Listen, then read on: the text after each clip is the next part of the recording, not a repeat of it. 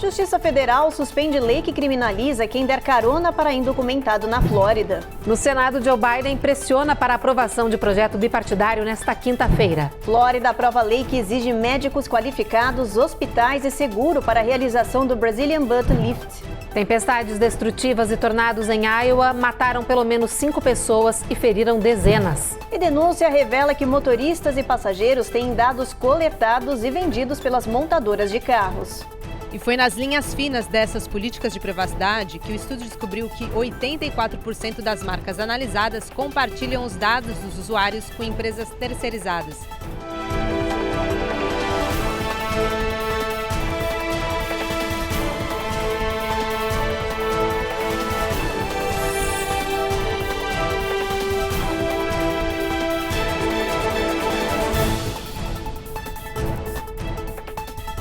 Olá, muito boa noite. Boa noite. A população imigrante da Flórida comemorou hoje uma decisão judicial que colocou temporariamente um fim a uma lei polêmica aprovada no ano passado pelo governador Ron DeSantis. Trata-se de uma lei de anti-imigração que criminaliza qualquer pessoa que der carona para um indocumentado. Essa medida foi bloqueada e a Cone Rocha explica pra gente o que acontece agora. Desde julho do ano passado, qualquer pessoa que fosse parada numa blitz de trânsito e estivesse transportando um imigrante sem status poderia ser levada presa junto com o indocumentado e criminalizada por essa ação.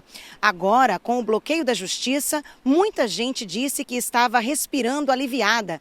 A medida que tinha sido aprovada e sancionada pelo governador Ron DeSantis no ano passado foi suspensa pela Justiça da Flórida. O tribunal alegou violação de leis de imigração que cabem ao governo federal e não ao estado. A decisão do juiz é uma resposta ao processo aberto por uma associação de trabalhadores agrícolas da Flórida, que defende cerca de 12 mil trabalhadores no estado. Na ação, a organização alega que a medida prejudicou os membros da comunidade imigrante e os fazendeiros que tiveram problemas com o transporte desses imigrantes e que também viram muitos dos seus funcionários abandonarem o emprego e mudarem de estado. Dezenas de famílias latinas acabaram separadas e traumatizadas pelas medidas que foram chamadas de racismo e discriminação. O governo da Flórida prometeu recorrer do bloqueio. Acertada a decisão judicial que bloqueou a lei anti-imigração na Flórida, também conhecida como Seção 10, a qual restringia o direito de ir e vir dos imigrantes ilegais, bem como colocava sob risco de prisão aqueles que o transportassem de qualquer modo. A lei viola diretamente a nossa Constituição, em especial em 2 pontos, seja ela na violação da competência absoluta do governo federal em legislar sobre matérias de imigração, e bem como a hierarquia das leis, uma vez que a lei federal se sobrepõe, ou seja, prevalece às leis estaduais. Aqui não é questão de ser contra ou a favor aos imigrantes, mas sim trazer a esses que estão aqui nos Estados Unidos o mínimo de segurança jurídica enquanto aguardam os seus pleitos imigratórios. O governo norte-americano anunciou que abriu um processo contra o estado de Oklahoma. A medida é para bloquear uma lei anti-imigração que foi aprovada recentemente pelo Congresso local. A nova lei considera crime um imigrante viver na região sem status legal e autoriza a caça e a expulsão desses indocumentados. Oklahoma passou a integrar o grupo de estados que já está sendo processado pelo Departamento Americano de Justiça, justamente por ultrapassar as leis federais. A Casa Branca alega que tanto Oklahoma quanto Texas e Iowa estão violando a Constituição com leis anti-imigração. Em resposta, os estados liderados por governos republicanos alegam que o governo Biden está falhando em proteger a fronteira e em conter também a onda de imigração no país. As autoridades dizem que estão sendo obrigadas a aprovar medidas para tornar suas regiões soberanas e assim protegê-las contra as crises públicas. O presidente Joe Biden está pressionando os senadores para uma importante votação que deve acontecer a qualquer momento. E é grande a expectativa para a aprovação de um pacote bipartidário que pode melhorar a segurança na fronteira sul. Uma pesquisa recente da CNN descobriu que 76% dos eleitores registrados veem a imigração como uma questão extremamente ou muito importante para seu voto presidencial. Por isso, essa votação de agora no Senado é tão importante para o presidente Joe Biden, que já endossou o projeto que tem sido criticado pelo adversário Donald Trump e seus aliados republicanos. É que o projeto marcaria uma mudança importante nas atuais leis de imigração do país. dando, por exemplo, ao presidente poderes de grande alcance para restringir a passagem ilegal de imigrantes na fronteira sul. This week, we are again attempting to fix something our Republican colleagues have long called an emergency and a crisis. O líder da maioria no Senado, Chuck Schumer, tem colocado pressão sobre os colegas para que a lei seja, enfim, aprovada. É que ela está parada no Legislativo desde o começo do ano, quando foi barrada pelos republicanos sob comando de Donald Trump. I said, that's okay, please blame it on me, please, because they were getting ready to pass a very bad bill. O senador republicano James Lankford, que negociou o acordo, diz que ele não tem o poder de resolver o problema na fronteira. This has now become about a political conversation on it. At the end of the day, the problem's still there. We've got to solve the problem. O projeto precisa de pelo menos 60 votos para avançar. E como as negociações se arrastam até minutos antes da votação, ainda não se sabe qual a probabilidade de aprovação. Agora, olha só essa notícia em Denver, no Colorado, que legal. As autoridades apresentaram um plano ambicioso e inovador para acolher os imigrantes. A ideia é educar os recém-chegados com treinamentos, cursos e assim prepará-los para se tornarem independentes aqui nos Estados Unidos. O programa vai oferecer 6 meses de preparação e cursos intensivos para que os recém-chegados aprendam uma profissão e se tornem independentes no território americano. A ideia é oferecer inglês, cursos de computação, educação financeira, ao mesmo tempo que eles serão cadastrados em vagas de setores como construção, varejo, hospitalidade, saúde e educação infantil. Enquanto aprendem uma profissão, a cidade vai fornecer moradia por 6 meses, alimentação, assistência pública e jurídica, além de acesso gratuito ao sistema de transporte. Denver já anunciou que espera a inscrição de 800 imigrantes nos próximos meses, nesse programa que vai completamente na contramão de outras cidades e estados norte-americanos. Muitas regiões estão alegando superlotação, falta de orçamento e estrutura sobrecarregada. Eles estão acolhendo os indocumentados em abrigos temporários por até 60 dias e, depois disso, obrigando as famílias a saírem sem destino, emprego ou moradia. A maioria está indo parar na rua.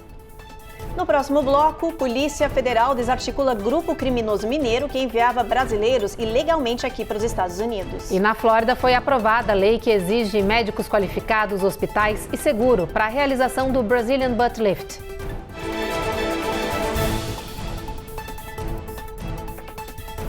Américas no ar. Oferecimento. Rejup Chip. Melhore agora a sua qualidade de vida. Uninter, a melhor faculdade para brasileiros nos Estados Unidos. Acesse uninteraméricas.com e inscreva-se já.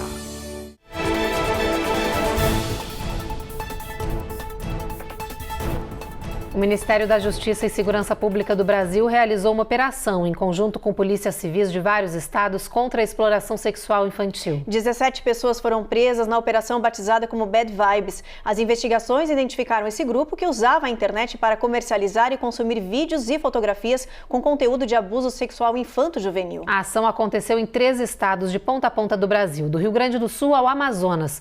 E as autoridades informaram em nota que o sucesso da operação se deu graças à união de esforços entre Brasil e Estados Unidos. É que a Força Tarefa teve como ponto de partida informações compartilhadas pela agência da Homeland Security Investigations e da Embaixada dos Estados Unidos em Brasília, que identificaram a participação de brasileiros em grupos de compartilhamento de material pornográfico. No Brasil, a pena para quem armazena esse tipo de conteúdo varia de 1 a 4 anos de prisão. Para quem compartilhar, a pena pode chegar a 6 anos de reclusão e sobe para 8 quem produzir conteúdo relacionado a crimes de exploração sexual.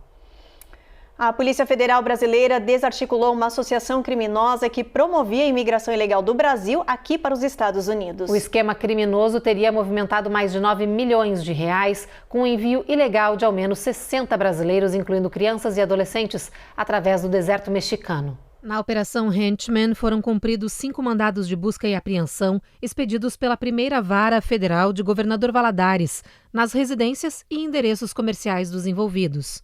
Foram apreendidos veículos, documentos, celulares e valores em moeda nacional e estrangeira. A Polícia Mineira acredita que o grupo, alvo da ação, tenha enviado ilegalmente aos Estados Unidos cerca de 63 pessoas, incluindo crianças e adolescentes, movimentando ao menos 9 milhões de reais nesse esquema ilegal.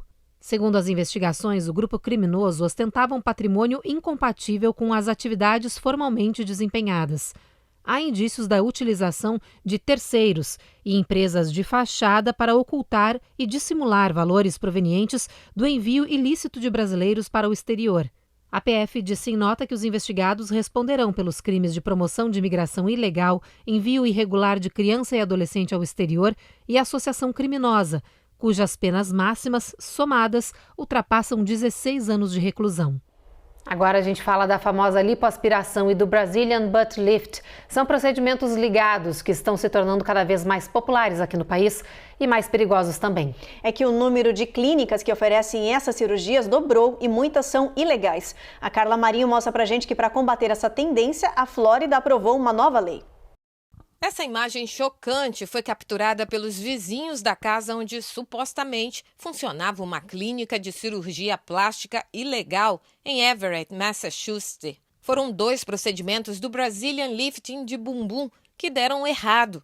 Uma mulher morreu e outra foi internada em estado grave. Esse tipo de cirurgia vem se tornando cada vez mais comum, principalmente aqui na Flórida. E junto com esse aumento de procura, também estão aumentando os locais que oferecem o procedimento sem regulamentação, equipamentos ou profissional especializado. Para combater essa tendência, o governador Ron DeSantis aprovou a Lei HB 1561, que endurece as regras para cirurgiões e clínicas especializadas em cirurgias cosméticas, como o famoso lifting de bumbum brasileiro.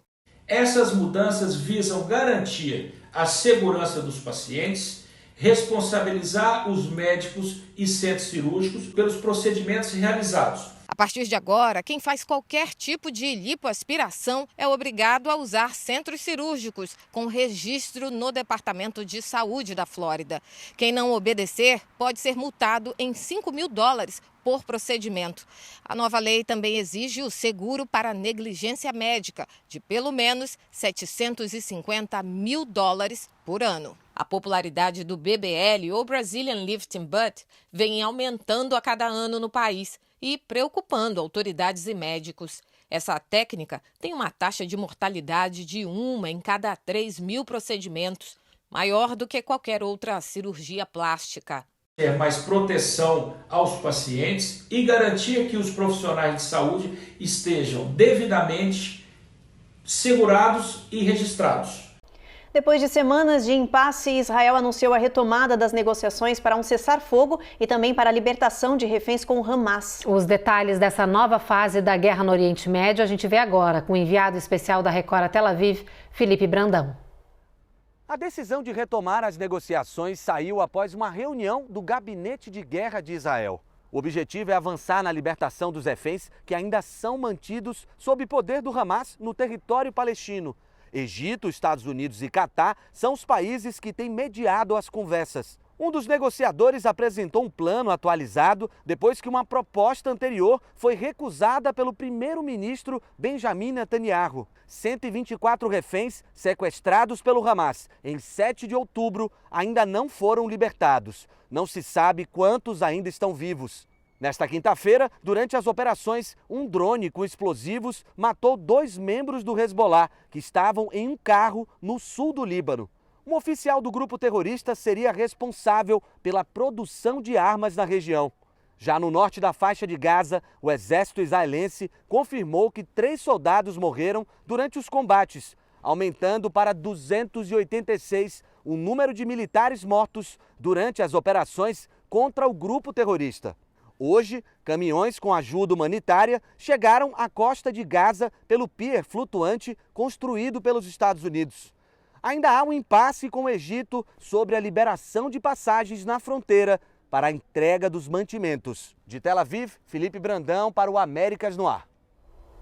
Depois do intervalo, autoridades alertam que feriado do dia 27 marca o início do período mais mortal nas estradas. E estudo aponta que a idade média dos veículos que circulam nos Estados Unidos são mais de 12 anos.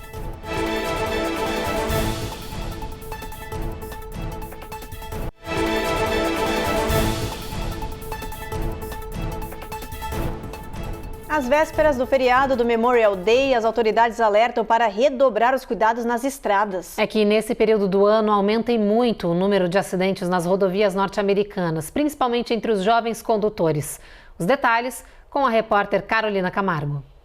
43 milhões de pessoas devem viajar de carro e de avião neste Memorial Day. A expectativa é que este seja o segundo feriado mais movimentado do país. Por isso, as autoridades estão alertando. Quem for dirigir deve redobrar a atenção. Essa época do ano, entre o Memorial Day e o Dia do Trabalho, é chamado pelas autoridades de o início dos 100 dias mais mortais do ano. O número de acidentes fatais nas estradas aumenta mais de 20%, principalmente entre os jovens. Segundo a AAA, o clima quente e o horário de verão prolongado são convites para os novos motoristas viajarem.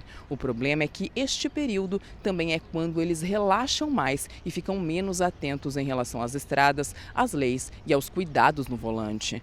Nos Estados Unidos, 2.100 jovens morrem em acidentes de trânsito por ano, especialmente com idades entre 16 e 19 anos. 60% das batidas são causadas por distração e 30% delas acontecem neste período do ano.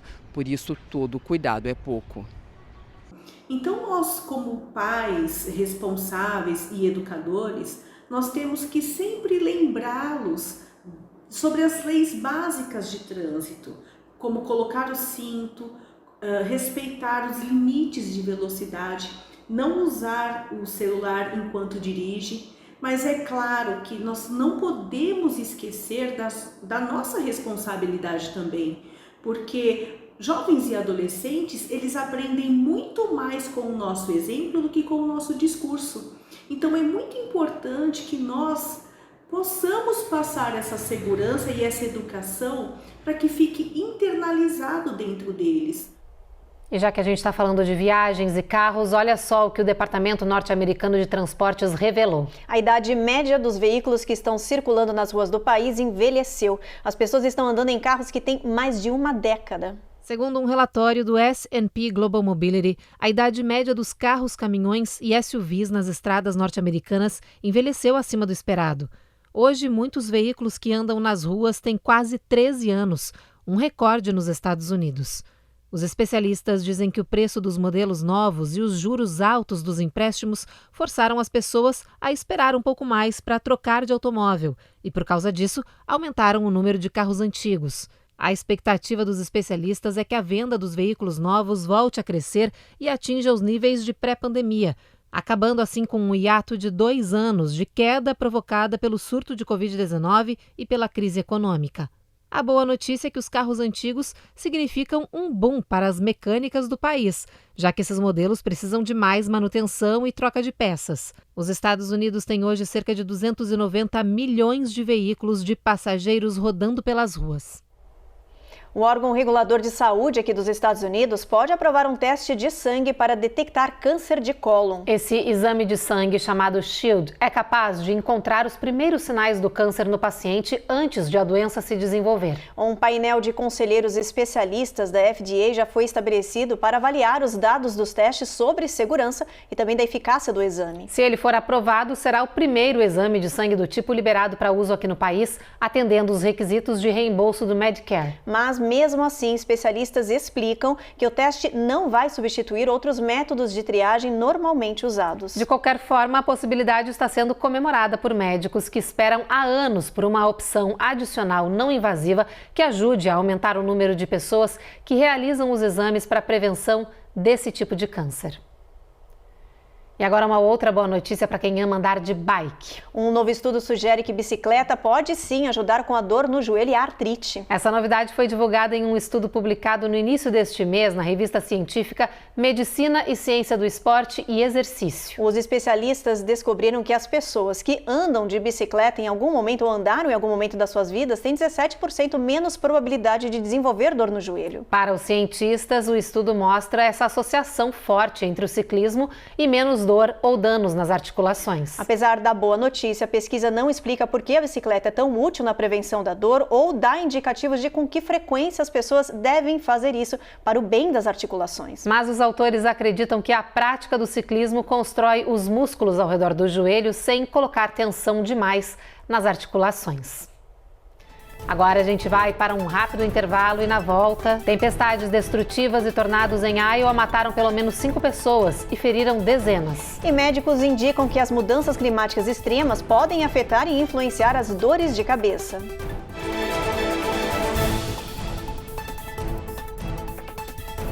Américas no ar. Oferecimento Rejab Ship. Melhore agora sua qualidade de vida. Uninter, a melhor faculdade para brasileiros nos Estados Unidos. Acesse uninteraméricas.com e inscreva-se já.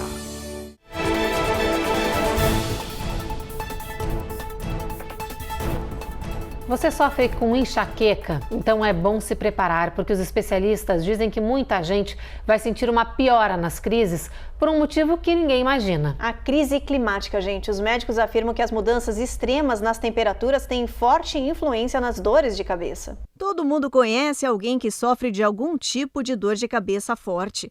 As enxaquecas são o tipo mais comum de desordem no mundo. Só aqui nos Estados Unidos, esse problema afeta 39 milhões de adultos. Mas nos últimos tempos, as reclamações desses dolorosos episódios parecem ter piorado e muito. Uma pesquisa da revista Headache apontou que a escala de incapacidade das pessoas em atividades diárias por causa das crises aumentou de 22% para 42% entre homens e mulheres. Os médicos dizem que as condições climáticas extremas, como muito calor e muito frio, afetam diretamente o corpo e podem servir de gatilho para as enxaquecas. Eles apontam que tempestades, furacões, incêndios florestais e pressão barométrica afetam o equilíbrio das substâncias químicas no cérebro, como a serotonina, por exemplo, desregulam as células nervosas do corpo e afetam o humor, o sono, o apetite. Mais estudos estão sendo realizados pelos especialistas. Por enquanto, a dica deles é monitorar as mudanças climáticas para evitar gatilhos que podem despertar as enxaquecas. Eu creio que o clima muito quente, como o calor que está fazendo aqui na Flórida, pode afetar um pouco também a personalidade da pessoa e a dor de cabeça também constante. Eu não tenho, mas muitas pessoas que têm reclamam do clima quente, que afeta também a dor de cabeça constante. Ultimamente está muito quente, eu não sei se é porque essa mudança de tempo, né, junta tudo, né, o ninho. E eu mesmo, quando eu fui entrar no meu carro, lá estava 102, que deve dar em português 50 graus. Então a pessoa está no gelado, vai para o calor, tempo quente, muito quente, aí dá realmente muita dor de cabeça, dá tonteira, dá várias coisas, né? Com essas guerras, 4 guerras, as pessoas ficam todas estressadas, junto o estresse, com vários problemas que está tendo no mundo, né? Essa tristeza lá do Rio Grande do Sul, aí ainda junta um calor desse, aí pronto, aí dá estresse, dor de cabeça, dá tudo. A pessoa tem que estar bem firme, bem, alimentar bem, né? Verdura, suco, comida natural, sem ser enlatado, tudo é bom. Comer bastante suco, líquido, isso é importante. A pessoa agora tem que cuidar mesmo da saúde, porque tudo envolve, né? Tempestades destrutivas e tornados em Iowa mataram pelo menos 5 pessoas e feriram dezenas de outras, segundo as autoridades. Estima-se que o tornado que atingiu a pequena cidade de Greenfield tenha sido pelo menos de categoria 3. Por isso, ele já é considerado o mais mortal do ano no país. Imagens da região mostram que casas e outras estruturas foram destruídas e comunidades cobertas de escombros. Os moradores denunciam que os alertas de tornados dispararam em cima da hora. Lembrando que estamos na época de pico para esse tipo de fenômeno aqui nos Estados Unidos. Mais de 800 tornados já foram oficialmente relatados neste ano de 2024. Tornando esse um dos mais ativos já registrados para os twisters. Vamos aproveitar, dar uma olhadinha no nosso mapa, ver como é que vai estar o clima amanhã em boa parte do país. Olha só, a gente tem Boston, tempo encoberto com máxima de 83, Nova York, a máxima não passa de 86, sol entre nuvens também. Norfolk, Charlotte, a gente já tem chuva ao longo do dia, essa chuva segue até Atlanta com mínima de 63. Na Flórida, a gente tem tempo encoberto em Jacksonville e Tampa, e em Miami a gente tem sol forte com máxima de 89. Tempo encoberto em New Orleans com máxima de 91, Houston também, olha, sol entre nuvens com máxima de 94, Evelyn. Em Brownsville, lá no Texas, 99 de máxima e 101 em San Antônio. 94 também em El Paso, toda essa região realmente bastante quente amanhã, gente. Em Albuquerque, a previsão é de bastante sol. Em Phoenix, no Arizona, máxima batendo 99 e mínima 69. Las Vegas, nessa região de deserto, também muito quente, máxima de 91 e o sol brilhando bastante. Como vocês viram aí no mapa, as temperaturas máximas já estão subindo. A proximidade do verão mostrando que vai ser difícil esse ano, hein, Ruth? Pois é, bastante. O verão nem chegou e já está assim. Imagina quando chegar o calorzaço que está prometendo quente. aí. Bom, e agora a gente tem um recado bastante importante para quem passa muito tempo dentro de um carro. Uma empresa de tecnologia alertou que os veículos de hoje em dia são muito mais inteligentes do que se imagina. Eles são espiões e capturam tudo o que a gente fala. E não é só isso não, viu, gente? Eles também acessam as informações do celular que fica conectado no carro sem ninguém perceber. A Elo Aurazem mostra pra gente que esses dados são coletados e vendidos para o governo ou para terceiros. Da ficção para a realidade. Os carros de hoje não só entendem o que você fala, como capturam e copiam as informações. E aquilo que você achou que só você sabia já foi compartilhado com uma infinidade de pessoas. Quem afirma isso é a empresa de tecnologia Mozilla, que investigou 25 montadoras. De acordo com o relatório, todas elas coletam mais dados do motorista do que o necessário para o desempenho dos serviços que oferece. Isso significa que as fabricantes, além de coletarem informações óbvias como percursos, velocidade de navegação e músicas tocadas, também registram informações bastante pessoais sobre a genética e, acredite, até a vida sexual do usuário, atropelando qualquer tentativa de privacidade. Qualquer informação coletada de usuários, qualquer dado pessoal que está sendo coletado dos usuários, precisa ter a aprovação do titular desses dados. O usuário precisa ser informado que tipo de dado está sendo coletado, qual a finalidade, o que vai ser feito com esse dado, com quem vai ser compartilhado. Então isso é uma informação preocupante, sim. E foi nas linhas finas dessas políticas de privacidade que o estudo descobriu que 84% das marcas analisadas compartilham os dados dos usuários com empresas terceirizadas. Além disso, 76% dos acordos de privacidade propostos pelas fabricantes de automóveis permitem às montadoras vender os seus dados pessoais. Mais da metade das marcas afirma também que compartilhará informações com governos locais e agências de aplicação de lei em resposta a um simples pedido, mesmo sem uma ordem judicial. Acho que o que os usuários podem fazer é ficar muito atentos aonde estão informando seus dados pessoais, que tipo de dados vocês, os usuários compartilham com empresas, com sites, tentar entender se são sites seguros, ver se tem algum tipo de informação para que aqueles dados vão ser utilizados.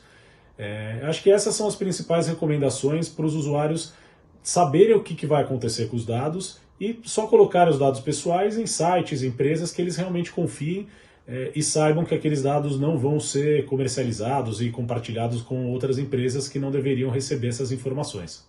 A plataforma Procar avaliou as políticas de privacidade das montadoras e descobriu que a Jeep tem as normas mais confusas, a Kia tem a política mais longa, a Mazda tem as regras mais simples e a Subaru pode gravar a voz dos ocupantes e registrar até o status migratório deles. Bom, o Jornal Américas no Ar, então, termina agora. Você continua na nossa programação porque está chegando mais um episódio de Reis à Divisão e a gente se encontra de novo amanhã. Uma boa noite. Boa noite, gente.